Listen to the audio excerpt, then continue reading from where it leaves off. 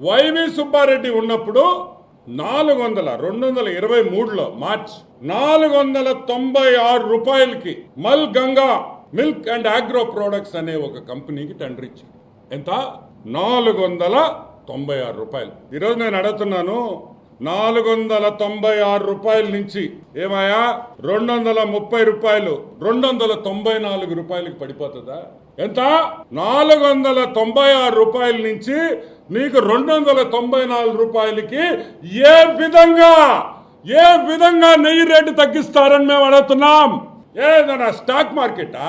పొద్దున్నే ఒక రేటు ఉండేదానికి సాయంకాలం స్టాక్ మార్కెట్ మొత్తం పడిపోయేసి 1000 పాయింట్లు 5000 పాయింట్లు 10,000 పాయింట్లు పోయేదానికి ఏం తమాషాగా ఉందని అడుగుతున్నాం.